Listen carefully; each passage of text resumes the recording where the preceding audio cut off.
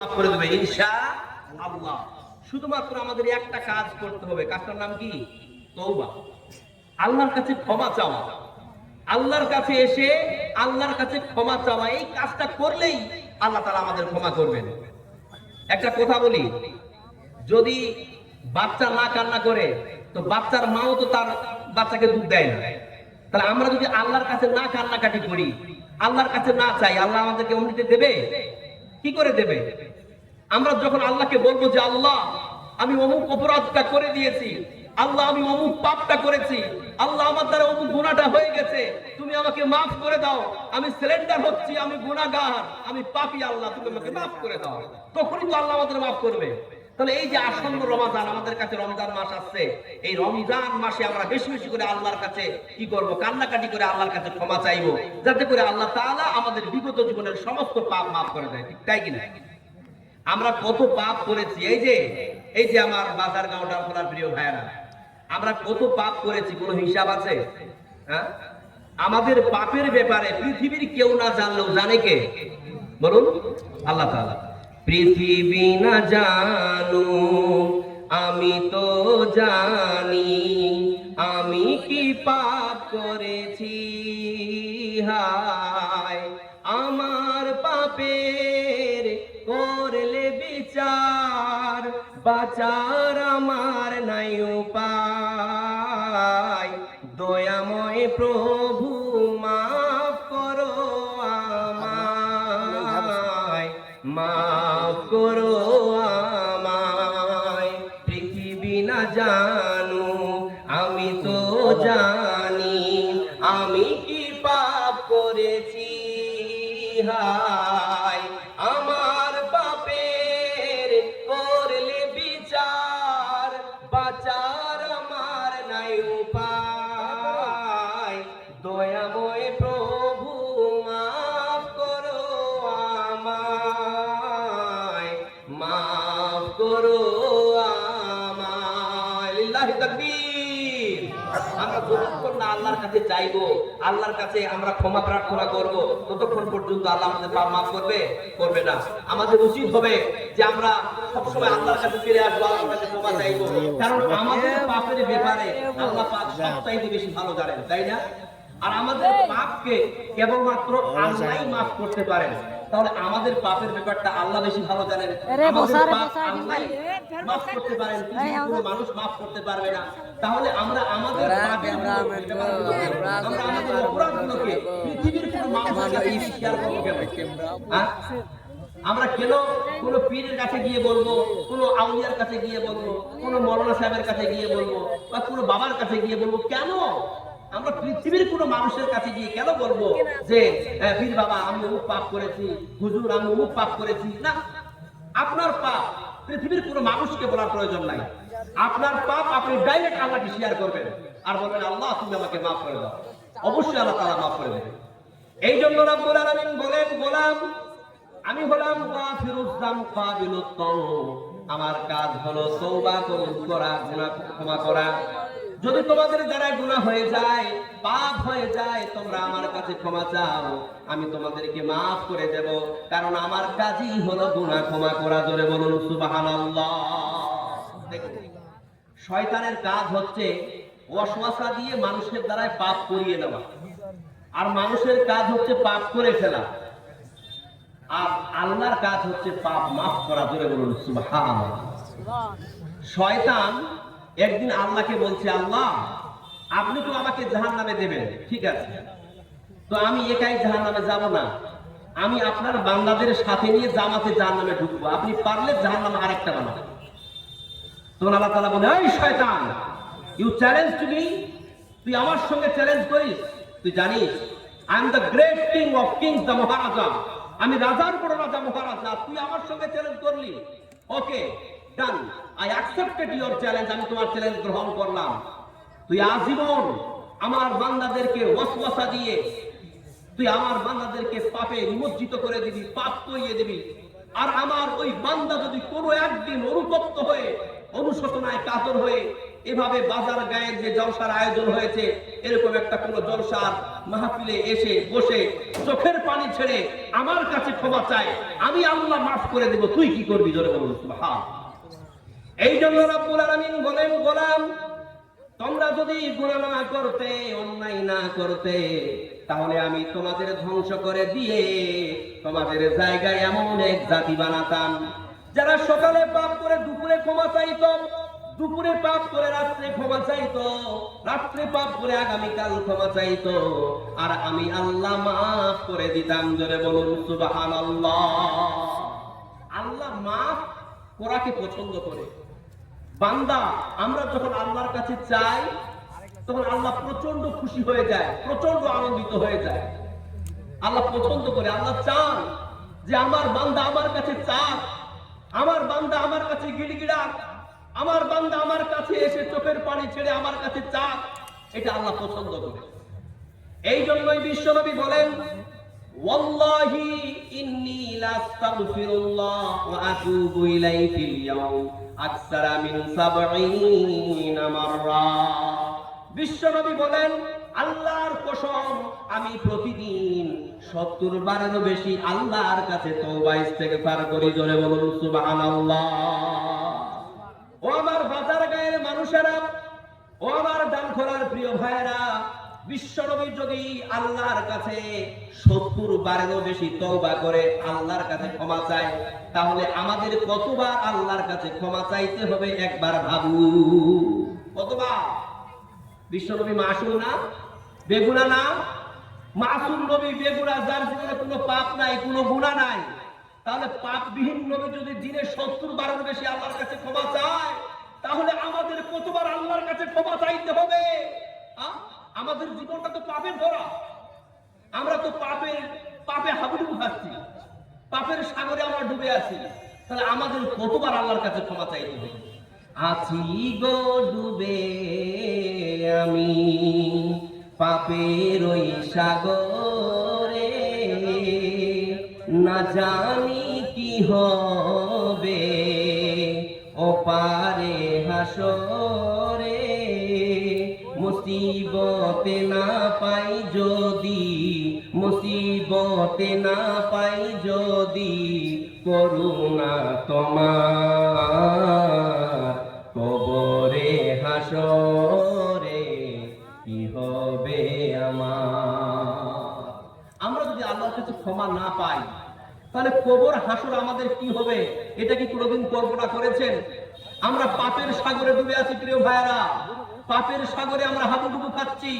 বিশ্বনবী মাসুম নবী যদি দিনে ৭০ বারের বেশি তওবা করে আল্লাহর কাছে ক্ষমা চায়, আমি তো মনে করি আমরা সব সময়, আমাদের উচিত হবে যে আমরা সব সময় আল্লাহর কাছে তওবা ইস্তেগফার করি, তাই কি না? এই যে আমরা ৫ ওয়াক্তের ফরজ নামাজ আদায় করি, করি কি করি না? তো ৫ ওয়াক্তের ফরজ নামাজে আমরা নামাজের শেষে সালাম ফিরানোর পর বলি না, আস্তাগফিরুল্লাহ আস্তাগফিরুল্লাহ আস্তাগফিরুল্লাহ। এটা হচ্ছে আল্লাহর কাছে ক্ষমা চাওয়ার দোয়া। আল্লাহর কাছে ক্ষমা চাওয়ার আসান এবং সবচাইতে সহজ দোয়াটা হচ্ছে আস্তাগফিরুল্লাহ, আয় আল্লাহ তুমি আমাকে মাফ করে দাও, তুমি আমাকে ক্ষমা করে দাও। তাহলে এই রকমের দোয়া আল্লাহর কাছে করা যাবে তো? অবশ্যই আমার প্রিয় ভাইয়েরা, আল্লাহর কাছে দোয়া করবেন, আল্লাহর কাছে এভাবে চাইবেন, আল্লাহকে বলবেন আস্তাগফিরুল্লাহ, আয় আল্লাহ তুমি আমাকে মাফ করে দাও, তুমি আমাকে ক্ষমা করে দাও। মাইকম্যান এতক্ষণ ধরে কি করছিলা?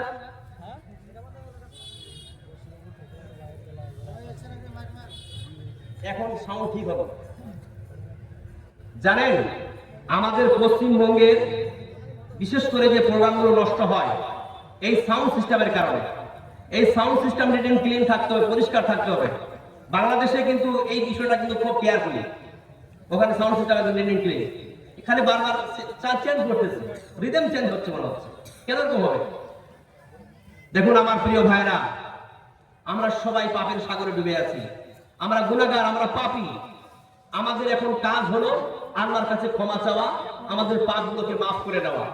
যদি আমরা আমাদের পাপগুলোকে, আমরা আমাদের অপরাধগুলোকে মাফ না করে নিতে পারি এই দুনিয়ার জিন্দেগিতে, তাহলে কিন্তু পরের জীবনগুলো আমাদের জন্য বড় দুর্বিষহ হয়ে উঠবে, পরের জগৎগুলো আমাদের জন্য বড় কঠিন হয়ে উঠবে। এই যে কবরের জগৎ, হাসরের জগৎ, এই জগৎগুলো কিন্তু বড় কঠিন, আপনি কল্পনাই করতে পারবেন না কত কঠিন। হাদিস কোরআন ঘেটে দেখুন, এক একটা জগতের যখন আমরা কথাগুলো কোরআন হাদিসে পাই, আমাদের রূহগুলো কেঁপে ওঠে। এই জগৎ আমরা কিভাবে পার করব? তাহলে প্রিয় ভাইরা, ওই জায়গায় গিয়ে তারাই সমস্যার সম্মুখীন হবে, তারাই বিপদের সম্মুখীন হবে যারা দুনিয়াতে নিজের পাপগুলোকে আল্লাহর কাছে মাফ না করে নিতে পারবে। আমি আগেই বলেছিলাম যে আমরা কেউ পাপের ঊর্ধ্বে না। পাপ আমাদের দ্বারা হতে পারে, কারো বেশি কারো কম, কিন্তু আমাদের বুদ্ধিমত্তার পরিচয় হলো, বুদ্ধিমানের কাজ হলো যে আল্লাহর কাছে ক্ষমা চেয়ে নিয়ে আমরা আমাদের পাপগুলো যেন মাফ করে নিতে পারি। আসন্ন রমজান আসছে, যাতে করে আমরা আমাদের পাপগুলোকে মাফ করে নিতে পারি। আপনাকে জানতে হবে আল্লাহর কাছে আপনার পাপ আপনি কি করে মাফ করতে পারবেন। মাফ চাওয়ার পদ্ধতিগুলো, সিস্টেমগুলো আপনাকে জানতে হবে। এই মাফ চাওয়ার একটা পদ্ধতি আপনাকে বলছি, মন দিয়ে শুনুন। কয়েকটা পদ্ধতি বলবো, বিশ্বাস করুন। আমি বহু দূর থেকে আপনাদের মাঝে এসেছি, সুদূর বালুরঘাট গঙ্গারামপুর থেকে আপনাদের মাঝে এসেছি শুধুমাত্র এটা বলার জন্য যে আসন্ন রমজান আসতেছে। এটা মাদ্রাসার একটা উন্নতি কল্পের জলসা। আমরা সবাই পাপের সাগরে ডুবে আছি, পাপের মধ্যে নিমজ্জিত হয়ে আছি। আসন্ন রমজানের জন্য আমরা আমাদের পাপগুলোকে মাফ করতে পারি। এই যে মাদ্রাসা, এই মাদ্রাসার মাধ্যম দিয়ে যেন আমরা আমাদের পাপগুলোকে, আমরা আমাদের অপরাধগুলোকে মাফ করতে পারি, এটা বলার জন্যই শুধুমাত্র আপনাদের কাছে এসেছি। তো দেখুন, একটা কথা বলি, আল্লাহর কাছে মাফ চাওয়ার একটা উত্তম পদ্ধতি আপনাদেরকে বাতাচ্ছি। সেটা হচ্ছে এই যে চোখের পানি ছেড়ে আল্লাহর কাছে মাফ চাইবেন। যখন আল্লাহর কাছে ক্ষমা চাইবেন, যখন আল্লাহর কাছে মাফ চাইবেন, তখন চোখের পানি ঝরিয়ে দেবেন। কেননা অনুতপ্ত বান্দার চোখের পানি নাকের ডগা দিয়ে জমিনে পড়ার আগে ক্ষমা করে দেয় কে? আল্লাহ। এটা মাথায় রাখবেন। এই জন্য বিশ্বনবী বলেন, মানুষের শরীরের দুইটা ফোঁটা আল্লাহর কাছে সব চাইতে বেশি প্রিয়। একটা হলো জিহাদের ময়দানে রক্তের ফোঁটা, আর একটা হলো অনুতপ্ত বান্দার চোখের পানির ফোঁটা। ধরে বলুন সুবহানাল্লাহ। তার মানে আমরা যখন আল্লাহর কাছে ক্ষমা চাইবো, তো এই ক্ষমা চাওয়ার সবচাইতে উত্তম পদ্ধতি হচ্ছে যে আমরা চোখের পানি ছেড়ে আল্লাহর কাছে ক্ষমা চাইবো। কারণ এই চোখের পানির বিনিময় আল্লাহ তাআলা আমাদের বিগত জীবনের সমস্ত পাপ মাফ করে দেবেন। জোরে বলুন সুবহানাল্লাহ। এটা হলো এক নম্বর। দুই নম্বরটা বলছি, রব্বুল আলামিনের নবী বলেন, as-সাদাকাতু তুতফিউল খাতিয়াতা কামা ইউতফিল মান নারা। আল্লাহর কাছে নিজেকে ক্ষমা করে নেওয়ার একটা পদ্ধতি হলো, আপনি যদি আপনার গচ্ছিত সম্পদ থেকে আপনি আপনার টাকা পয়সা আল্লাহর রাস্তায় দান করেন, এই আল্লাহর রাস্তায় দান করার জন্য আল্লাহ তাআলা আপনার বিগত জীবনের সমস্ত পাপ মাফ করে দেবেন। জোরে বলুন সুবহানাল্লাহ।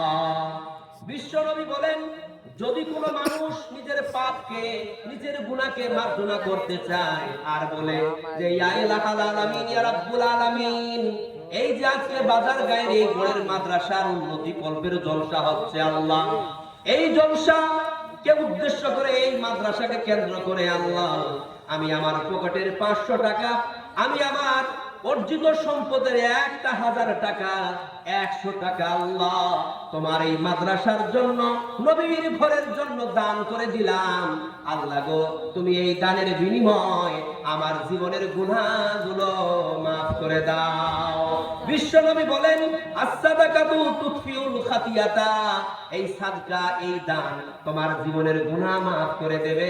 কামা ইউতফিল মা'আন নারা, যেইভাবে পানি আগুনকে নিভিয়ে দেয়। জোরে বলুন সুবহানাল্লাহ। দেখুন আমার প্রিয় ভাইরা, ধরুন আপনাদের এই বাজার গায়ের একটা বাড়িতে আগুন লেগে গেল, তো ওই আগুনটা আপনারা কি দিয়ে নিভান? পানি দিয়ে না? আপনি ওই আগুনের উপরে পানি ঢালতে শুরু করেন, পানি ঢালতে ঢালতে আগুন নিভিয়ে যায়। তো বিশ্বনবী বলছেন, কেউ যদি দান করে আল্লাহর রাস্তায়, মাদ্রাসার জন্য, মসজিদের জন্য, গরিব অসহায় মানুষদের জন্য, তাহলে এই দানটা তার ভিতরের যে পাপগুলো আছে, গুনাহগুলো আছে, তো ওই পানি যেমন আগুন থেকে নিভিয়ে দেয়, তেমনি ভাবে এই দান, বিশ্বনবী বলেছেন যে তার পাপগুলোকে নিভিয়ে দেয়, মিটিয়ে দেয়। জোরে বলুন সুবহানাল্লাহ। আর আমরা মনে করে থাকি যে দান মনে হয় কোনো ইবাদত নয়। আরে দান যে কত বড় ইবাদত আপনি কল্পনাই করতে পারবেন না। এই পৃথিবীতে যত ইবাদত আছে, সকল ইবাদতের মধ্য থেকে এই দান হচ্ছে সবচাইতে শ্রেষ্ঠ ইবাদত। আপনি কল্পনাই করতে পারবেন না। কিন্তু আমরা জানি না বলে আমরা মনে করি নামাজ মনে হয় ইবাদত, রোজা মনে হয় ইবাদত, হজ করা ইবাদত, কিন্তু এই যে দান করা এটা কোনো ইবাদত হলো নাকি? না, দান করা মারাত্মক একটি ইবাদত। আপনি যেমনটা কষ্ট করে নামাজ পড়েন, আপনি যেমনটা কষ্ট করে রোজা করেন, আল্লাহর কাছে একটাই কামনা করেন, আল্লাহর কাছে একটাই চান, আল্লাহ গো এই নামাজের বিনিময়, এই রোজার বিনিময় তুমি আমাদেরকে সওয়াব দান করো, নেকি দান করো, এবং তুমি আমার বিগত জীবনের পাপগুলোকে মাফ করে দিয়ে, গুনাহগুলোকে মাফ করে দিয়ে আল্লাহ তুমি আমাকে জান্নাতবাসী করে দিও, তাই কিনা? তেমনি ভাবে আমি বলতে চাই আমার প্রিয় ভাইরা, তেমনি ভাবে এই দানের একটা ভূমিকা। বিশ্বনবী বলেছেন, যদি তোমরা আল্লাহর কাছে ক্ষমা পেতে চাও, তোমরা তোমাদের বিপদ আপদ থেকে উদ্ধার পেতে চাও, তোমরা যদি নেকি অর্জন করতে চাও, তাহলে তোমরা বেশি বেশি করে আল্লাহর রাস্তায় দান করো। বিশ্বনবী একটি হাদিসের মধ্যে বলেন, as-সাদাকাতু তারাদ্দুন মিনাল বালা, যদি কোনো ব্যক্তি আল্লাহর রাস্তায় দান করে, এই দানের বিনিময় আল্লাহ পাক রব্বুল আলামিন তার বাড়ির, তার জীবনের সমস্ত বিপদ আপদগুলোকে দূর করে দেবে। জোরে বলুন সুবহানাল্লাহ। যদি কোনো ব্যক্তি আল্লাহর রাস্তায় দান করে, আল্লাহ পাক রব্বুল আলামিন তার দানটাকে গচ্ছিত করে রেখে দেন এবং সেটাকে বৃদ্ধি করতে করতে ওয়াল্লাহু ইউদাইফু লিমান ইয়াশা, আল্লাহ যত চান বাড়িয়ে কিয়ামতের দিন উপস্থিত করে দেবেন এবং ওই ব্যক্তিটাকে এই দানের নেকির বিনিময়ে, সওয়াবের বিনিময়ে জান্নাতবাসী করে দেবেন। জোরে বলুন সুবহানাল্লাহ। একজন ব্যক্তিকে আল্লাহ তাআলা জান্নাত ঢুকাচ্ছে, তখন ওই ব্যক্তিটা মনে মনে ভাবছে যে আমি জান্নাত কেন যাচ্ছি, আমি তো বেশি বেশি করে নফল নামাজও পড়তে পারি নাই, নফল রোজাও করতে পারি নাই, আমি তো তেমন কোনো ইবাদত খুঁজে পাচ্ছি না আমার জীবনে, তো আল্লাহ আমাকে জান্নাত দিয়ে দিল। তখন রব্বুল আলামিন বলেন, ও আমার বান্দা শোনো, তুমি বেশি বেশি করে ওই সমস্ত ইবাদত করতে পারো নাই, কিন্তু তুমি একটা গুরুত্বপূর্ণ ইবাদত করে গেছিলা, তুমি ওটাকে ইবাদত ভাবো নাই, তুমি কোনোদিন ওটাকে ইবাদতের মধ্যে ক্যালকুলেশন করো নাই। এই যে তাকাও, এই যে পাহাড় দেখতে পাচ্ছ, এটা হচ্ছে তোমার নেকির পাহাড়, এটা হচ্ছে তোমার সওয়াবের পাহাড়। কারণ তুমি বিভিন্ন জায়গায় জালসা শুনতে গেছিলে, তখন তুমি বিন্দু বিন্দু করে আল্লাহর রাস্তায় দান করেছিলে, গরিব অসহায় ব্যক্তিকে দান করেছিলে, মাদ্রাসার জন্য দান করেছিলে, মসজিদের জন্য দান করেছিলে, তুমি তোমার জীবনে অনেক দান করেছো, তুমি অনেক দান করেছো। সেই দানগুলোকে তুমি ক্যালকুলেশন করে রাখো নাই বান্দা, তুমি কোনোদিন ওগুলোকে গচ্ছিত করে রাখো নাই। কিন্তু আমি আল্লাহ, তুমি যেখানে 10 টাকা দিয়েছো, 20 টাকা দিয়েছো, 100 টাকা দিয়েছো, 50 টাকা দিয়েছো, সেটা মাদ্রাসার জন্য হোক, সেটা মসজিদের জন্য হোক, সেটা ইতিমদের জন্য হোক, সেটা গরিব অসহায় মানুষদের জন্য হোক না কেন, আমি সবগুলো গচ্ছিত করে রেখেছিলাম। এবং শুধু গচ্ছিত করে রাখি নাই, ওয়াল্লাহু ইউদাইফু লিমান ইয়াশা, আমি আল্লাহ সেগুলোকে বৃদ্ধি করতে করতে আজ এই জায়গায় পৌঁছে দিয়েছি। এই যে দেখতে পাচ্ছ নেকির পাহাড়, এটা হচ্ছে তোমার সেই পাহাড় যেগুলো তুমি দুনিয়াতে বিন্দু বিন্দু দান করে গচ্ছিত করেছিলে। জোরে বলুন সুবহানাল্লাহ। দান মারাত্মক বড় একটা ইবাদত বান্দিরা, দান মারাত্মক বড় ইবাদত আমার প্রিয় ভাইরা। সুতরাং দানটাকে আপনারা সংকুচিত মনে করবেন না, দানটাকে অবহেলা মনে করবেন না। দান কত বড় একটা মারাত্মক ইবাদত, আমি একটা এক্সাম্পল আপনাদেরকে দিচ্ছি, কোরআন থেকে দেব। কি থেকে দেব? কোরআন থেকে দেব। পৃথিবীর কোনো মানুষের কথা মিথ্যা হতে পারে, নবীর কথার মধ্যে হয়তো আমরা যাইফ সহিহ খুঁজে বেড়াই, কিন্তু কোরআনের মধ্যে কোনো এরকম ভাবার চিন্তা আছে না। কোরআন থেকে বলছি, দেখুন আপনাদের দিকে এটা আছে কিনা জানি না, যখন কোনো মানুষ মারা যায় তখন তার আত্মীয় স্বজনরা তাকে পানি খাওয়ার জন্য, মানে মারা যাওয়ার আগের মুহূর্তে, মানে একদম সে মৃত্যু মুখে পতিত হয়েছে, মৃত্যুর আগের মুভমেন্টে তার আত্মীয় স্বজনরা তাকে পানি খাওয়ানোর জন্য কি ভিড় লাগায়, এক চামচ করে পানি খাওয়ায়। এটা এই কথাটা আছে, এটা কিন্তু আমাদের দিকে আছে। দেখবেন তার 14 গোষ্ঠী, তার 16 গোষ্ঠী, 17 গোষ্ঠী, 18 গোষ্ঠী চলে এসেছে তাকে পানি খাওয়ার জন্য। যেই গোষ্ঠীর একটা লোক তার পদে নিত না যখন সে বেঁচে ছিল, যখন সে ভালো ছিল, বৃদ্ধ অবস্থায় ছিল। আরে দেখবেন ছেলের সাথে বাবার সম্পর্ক নেই, ভাই ভাই সম্পর্ক নেই, কাকা ভাতিজার সাথে সম্পর্ক নাই, কোনোদিন কোথাও বলে না, খোঁজও নেয় না। এমনও কিছু মা বাবা আছে সন্তানদের কাছে এত অবহেলিত হয়ে গেছে, যে ওই সন্তান তার বাবা খোঁজ নেয় না, তার বৃদ্ধ বাবা কি অবস্থা আছে, কি হালে আছে, কি খেলো না খেলো, সে প্রতিদিন মানে মাছের পেটি খাচ্ছে, গরুর মাংস খাচ্ছে, কবুতরের স্যুপ খাচ্ছে, কতটা ভিআইপি খাবার খাচ্ছে, কিন্তু একদিনও মনে করলো না যে এক বাটি মাংস, একটা মাছের পিস আমি আমার মাকে দিয়ে আসি, আমার বৃদ্ধ বাপকে দিয়ে আসি। কিন্তু যখন খবর পেয়েছে যে তার বাপ মরতে বসেছে, তার মা মরতে বসেছে, তখন সব ছুটেছে তাকে পানি খাওয়ার জন্য।